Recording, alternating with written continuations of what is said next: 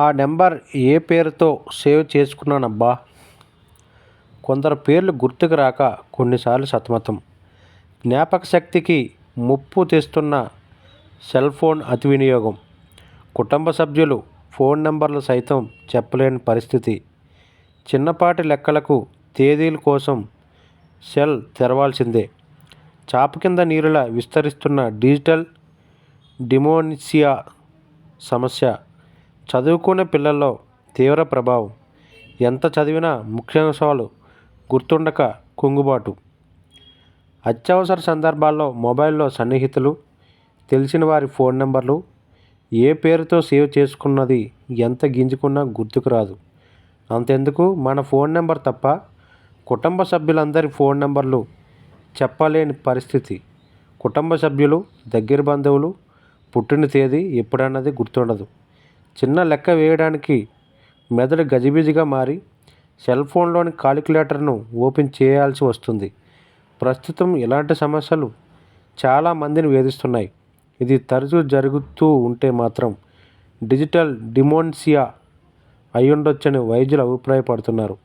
ప్రస్తుతం సాంకేతిక ఆధిపత్య యుగంలో mobile phone, tab, computer, TV, ఇతర సాంకేతిక పరికరాల వినియోగం పెరిగిపోయింది.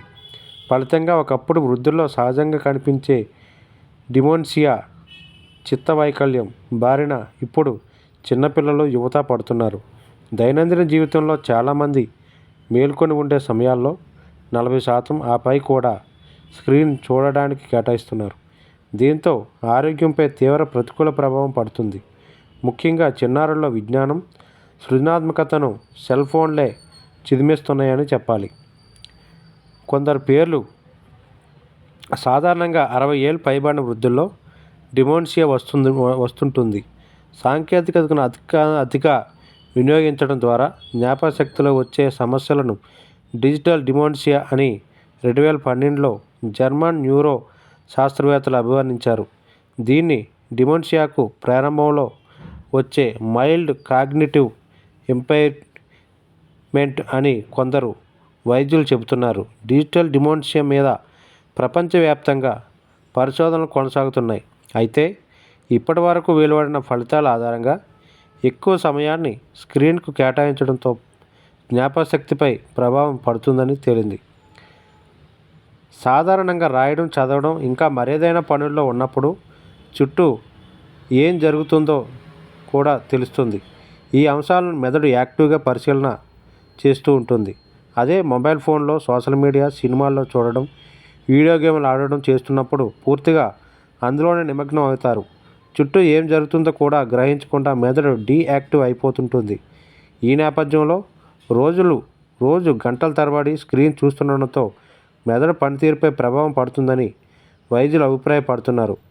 ఒక చిన్న పిల్లల్లో అయితే ఆటిజం వంటి తీవ్ర దుష్పరిణామాలు తలెత్తుతున్నట్లు వెల్లడిస్తున్నారు. కోవిడ్ వ్యాప్తి నేపథ్యంలో లాక్డౌన్ కారణంగా డిజిటల్ తరగతుల రూపంలో విద్యార్థుల్లో స్క్రీన్ వినియోగం గణనీయంగా పెరిగింది. పాఠశాలలు, కళాశాలల్లో సైతం ప్రాజెక్ట్ వర్కుల పేరిట ఇంటర్నెట్లో శోధించే అంశాలనే పిల్లలకు చెబుతున్నారు. ఈ నేపథ్యంలో పిల్లలు మెదడుకు పనిచెప్పడం లేదు. ఇది కూడా జ్ఞాపకశక్తి మీద ప్రభావం చూపుతుంది. మొబైల్, ల్యాప్టాప్, ఇవన్నీ మెదడుకు ఎంతగానో ప్రభావం చూపుతున్నాయి. మాకు వస్తున్న 100 ఓటీపీల్లో 30-40 మొబైల్ అతి వినియోగం ద్వారా వచ్చిన సమస్యలనే ఉంటున్నాయి. సాధారణంగా చిన్నపిల్లల్లో 5.5 ఏళ్ల వరకు మెదడు ఎదుగుతుంది. ప్రస్తుతం ఉన్న రోజుల్లో పిల్లలు అల్లరి చేస్తున్నారని తల్లిదండ్రులు మొబైల్ ఇచ్చేస్తున్నారు. ఏడాదిలోపు నుంచే స్క్రీన్ చూడడం మొదలుపెట్టడం చిన్నపిల్లల్లో మెదడు ఎదుగుదల మీద తీవ్ర ప్రభావం చూపుతుంది. ఫోన్, టీవీల్లో చూసే కార్టూన్లు, గేములనే వాస్తవ ప్రపంచంలో పిల్లలు చూస్తున్నారు. వయసుతో పాటు ఈ సమస్య పెరిగి చదువుపై శ్రద్ధ పెట్టలేకపోతున్నారు.